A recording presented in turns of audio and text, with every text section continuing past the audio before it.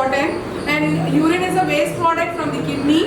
And the uses of urine analysis is mainly done for the monitoring of diabetes and to know the kidney disorders. There is any problem in the kidney that will result in the urine, and you can see by analyzing the urine and kidney functions will be seen. And you can do 3 analyses in urine, that is one is physical and chemical and microbiological analysis.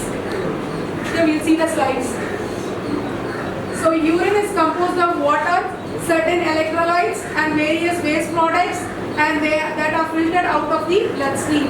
So urine analysis is one of the oldest method, and it is called as RM, that is routine and microbiology, that is microscopy. So why we do urine analysis? And urine analysis is generally you evaluate your health to find out whether you have any disease. You do urine analysis, then you can see the kidneys and urine tract functions, and some infection will be there in the urinary tract can be find out by the urine analysis. And you can find out the affect the kidney functions, which are the problems which affect the kidney function, and monitor the patients who are having the diabetes.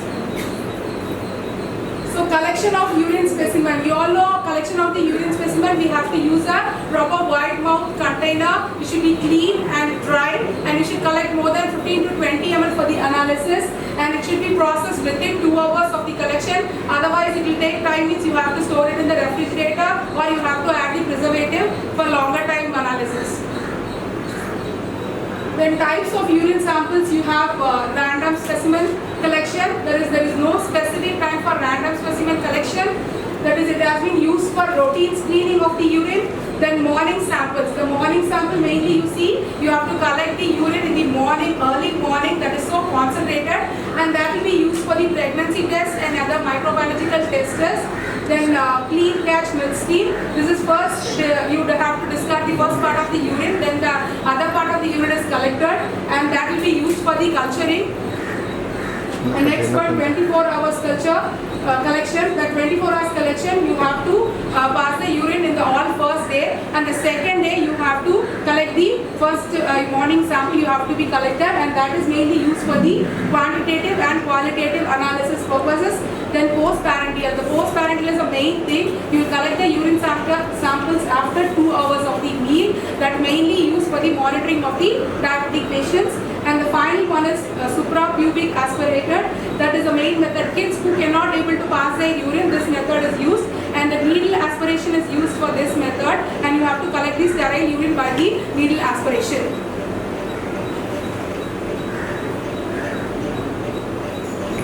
Then this is the formation of urine from the kidney, and kidney is the main organ which will be involved in the formation of kidney, and finally it will come to the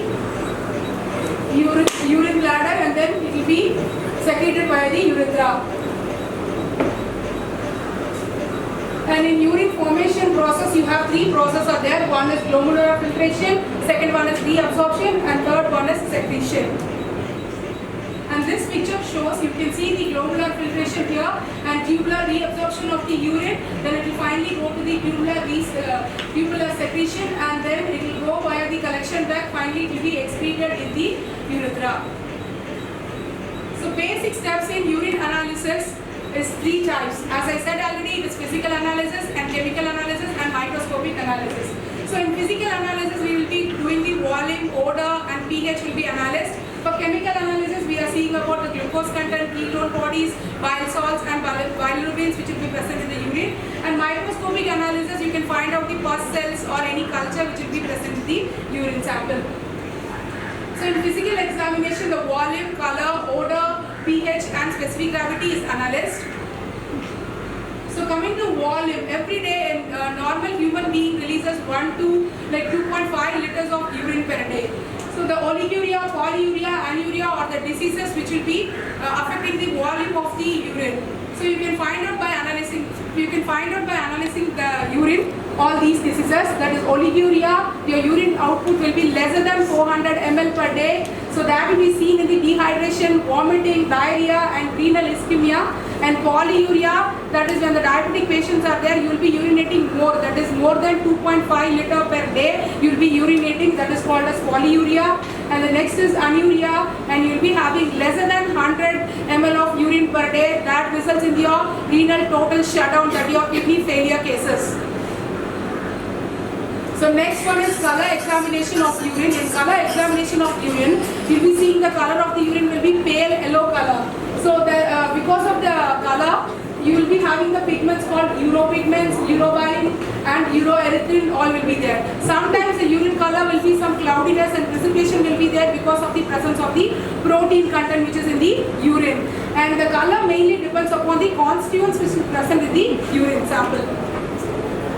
So here you can see the colors of the urine sample. This colorless means it will be diabetic and urine should be star yellow color.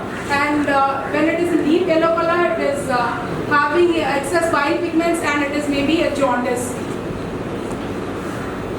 And odor, coming to the odor of urine sample, it is an aromatic odor due to the volatile fatty acids which is present in the urine sample. And sometimes the urine samples may be different smelling. You will feel different smell in the urine sample. That is when the ammonium is present more in your urine sample. Your sample will be like smells like ammonical smell.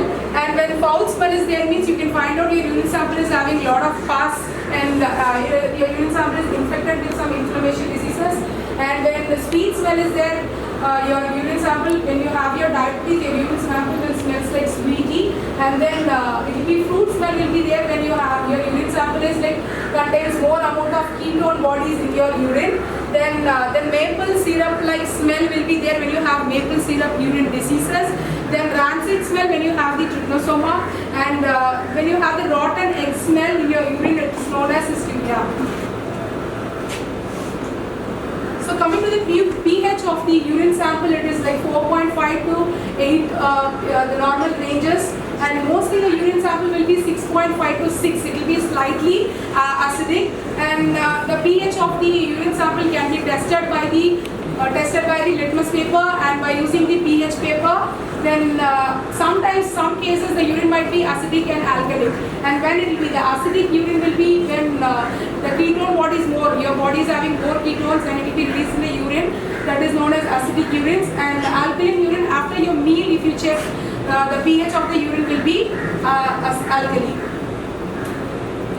So coming to the specific gravity. So specific gravity is a density which reflects the ability of the kidney to concentrate or dilute the urine relative to the plasma from which it is filtered. And the specific gravity can be measured by urinometer, refractometer and by dipstick methods also.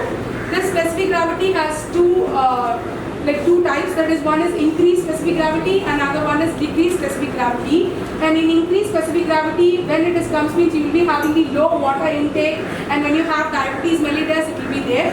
And when you have decreased specific gravity means there will be an absence of ADH, that is anti-diuretic hormone will be lesser, means you will be having the decreased specific gravity in your urine sample. So next we'll move on to the chemical analysis of the urine for the detection of protein, glucose, ketone bodies, oxalate blood, and bilirubin, urobilinogens and bile salts. So chemical analysis, how we do the chemical analysis of the urine sample, like presence and absence of the compounds which is present, that is presence and absence of the chemical compounds which is present in the urine can be detected by the dipstick method. That is, one dipstick is used and you have to dip that dipsticks in the urine sample, and by the color change you can detect the presence or the absence of the particular compound. So this is a method, you can see chemical method, you can see the dipstick in that, and that is the reference color mark will be there. According to the color mark you can find out whether the chemicals is present in which amount. And here you can see that when the pH was in 5, it will be in brick red color, and you can see the variation different pH, and when the pH will be 8.5, you can see the color change of the blue color. So this is the reference color which will be given in the along with the kit. So test for the proteins. test for the proteins mainly it is a heat and acetic acid test. Once you have to take the urine sample and you have to heat it to find out the protein content which is present in the urine sample. So when you're heating it for some time, you'll be getting the cloudiness of the urine. So the cloudiness of the urine which indicates the presence of the protein in the sample. So next one, test for the sugars. That is for Bentix test, that is semi-quantitative method, and the principle is Bentix reagent which contains the CuSO copper sulfate, and in the presence of reducing sugar, this cupric ions which will be converted into the cuprous oxide which will be ascended by the heat, and then you see the color change. So based upon the color change you can tell the concentration of the reducing sugar which is present in the urine sample.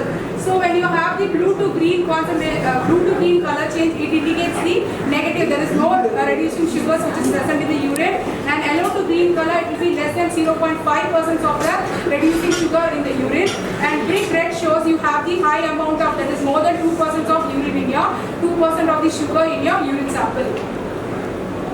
So next one, test for ketone bodies. It is mainly the Rotas test, and acetone and acetoacetic acid which is reacts with the sodium nitroprusside in the presence of alkali to produce the purple color. So when you have the ketone bodies in your urine sample, that will be reacting and give the color of the purple. So the color change indicates the presence of the ketone bodies in the urine sample. So urobilinogens and bile salts can also be detected by using these tests. Blood in the urine, this is the main one, and you will be having sometimes blood in the urine can be detected by this method, that is benzidine test. And in benzidine test, the peroxidase activity of the hemoglobin which decompose the hydrogen peroxides and release the nascent oxygen. So when it is released, the oxygen which will be turned into oxidized and benzidine to give the blue color. So the blue color change which will be indicates the presence of the blood which will be present in the urine. So the method already I told you, you have to add the benzidine solution and hydrogen peroxide along with the urine, and you have to heat it to find out the color change. So color change indicates the presence of the blood in the urine sample. So next is microscopic examination. So it is very easy method for microscopic examination of the urine sample. Just you have to take the urine sample and centrifuge it and take the sediments, and just take the sediments a small amount and put it in a cover slip, and you have to see it under the microscope. So under the microscope you can see some salts, crystals and pus cells, and some of the cultures can also be seen in the microscopic examination. So as I said already, the general procedure which comes, you have to take the urine and centrifuge it for 5 minutes in 3000 RPM. Then you will be getting it the pellets or the sediments. Then the sediments was taken, and you have to keep the sediments in the cover slip. Then the cover slip is viewed under the microscope. So what are the things you can see under the microscope when you view the urine sample under the microscope? You can see most of the infections cases, you can see some red blood cells, white blood cells, mucus, various epithelial cells, then various crystals and bacteria and gas may be sometimes present. So what are the abnormal findings of these microscopic observation particles which will be in the urine? Because you are not supposed to have 3% of more than 3 of erythrocytes in the urine samples, and not more than 5 leukocytes, and not more than 2 renal tubular cells, and not more than 10 bacteria. If you have more than 10 bacteria, your urine system is contaminated with some bacteria and you have the urinary infection. In low power microscopy, you can when you are seeing it, you should not have more than 3 casts and not more than squamous cells. So this is the microscopic examination of urine. Here you can see the red blood cells which appears on the urine sample, and this you can see the white blood cells which appears on the urine sample when your urine is infected with some disease. So these are the normal crystals and abnormal crystals. When you view under the microscope, you can see all these when you have some infections.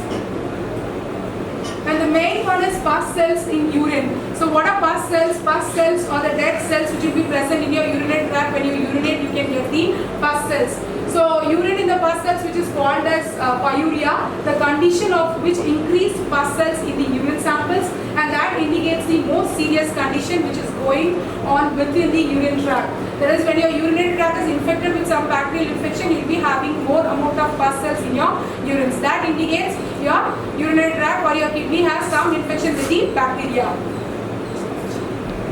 So maybe there's some other times when you have pus cells, what are the other things? When you have viral infection, you might have the pus cells. When you have amebiotic bacterial infection, when you have fungal infection, when you have clinical chemical poisoning, and when you have kidney stones and all other reasons also, you can have your pus cells in your urine. And that's all. Thank you.